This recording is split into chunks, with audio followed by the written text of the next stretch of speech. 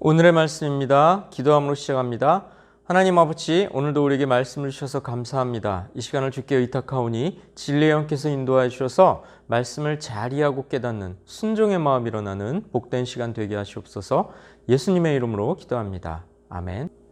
바울 당시 유대인들은 아주 교만했습니다. 자신들은 율법을 가졌으니까 의롭다면서 이방인들을 정죄했던 것이죠.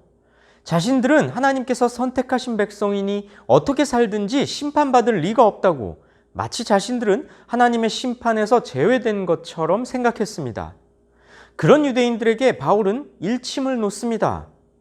그러므로 남을 판단하는 사람아, 누구를 막론하고 내가 핑계하지 못할 것은 남을 판단하는 것으로 내가 너를 정죄함이니 판단하는 내가 같은 일을 행함이니라.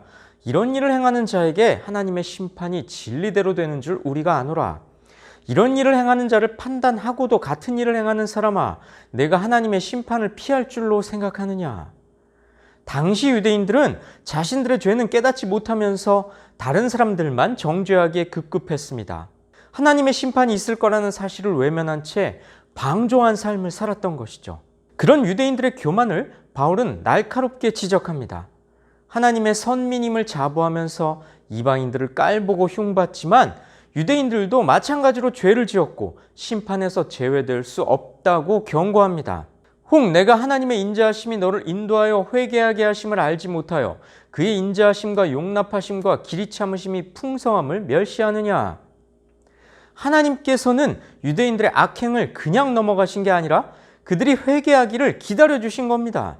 성도 여러분, 이 땅에서 온갖 불의하고 추악한 일들이 일어나지만 하나님께서 당장 심판하지 않으시는 건 하나님이 모르시기 때문이 아닙니다.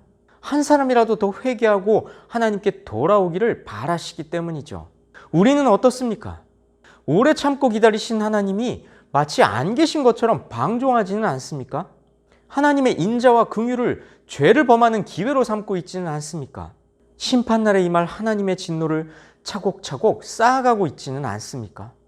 성도 여러분, 하나님께서는 오래 참고 기다리시는 분입니다. 우리는 하나님의 인자하심을 방종의 빌미로 삼아서는 안 됩니다. 죄를 돌이키라고 우리에게 주신 기회로 삼아야 합니다.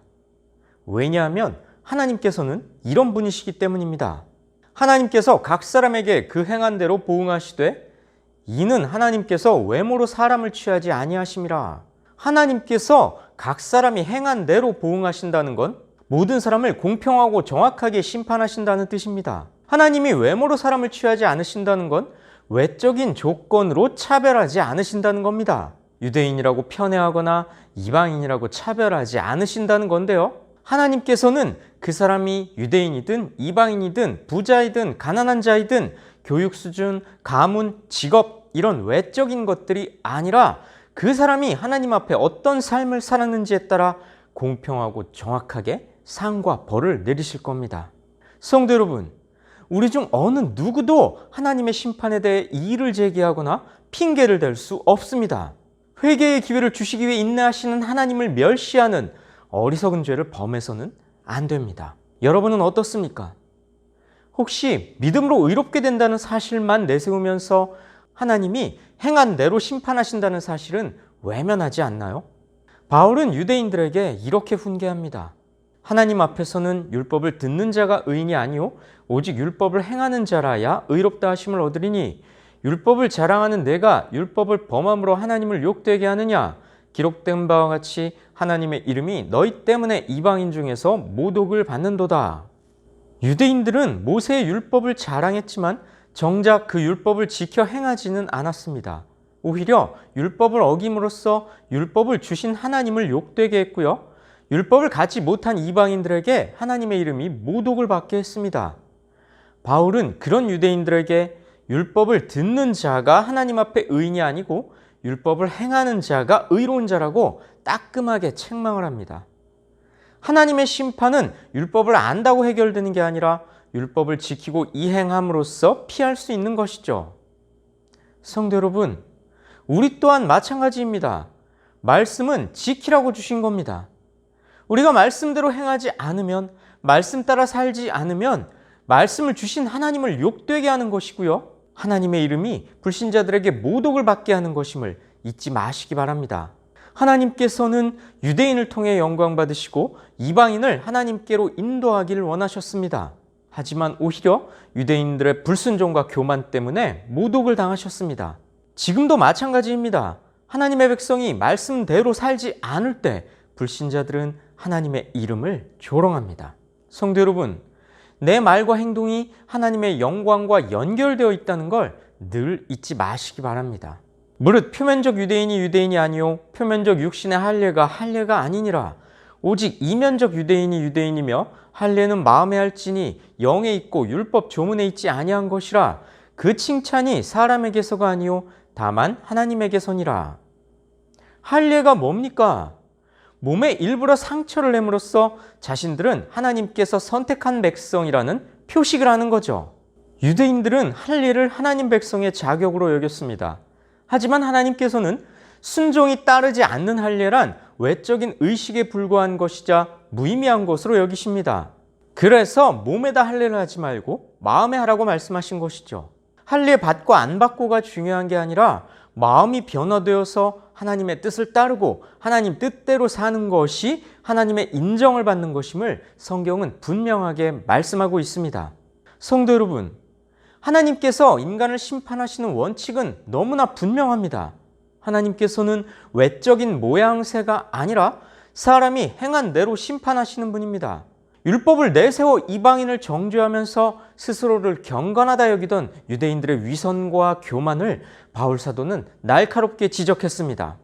우리 또한 말씀대로 살지 않는다면 하나님께서는 우리가 하나님을 욕되게 할 뿐 아니라 불신자들과 다를 게 없다고 선언하실 겁니다. 유대인은 하나님의 백성으로서 율법을 받는 특권을 누렸지만 그 특권을 제대로 사용하지 못하고 영적 교만과 허위의식에 빠졌습니다. 율법이 없는 이방인보다 못하게 되었죠. 성도 여러분, 신앙생활을 하는 데 있어 내가 받은 영적인 특권과 은혜들은 무엇입니까? 모태신앙입니까?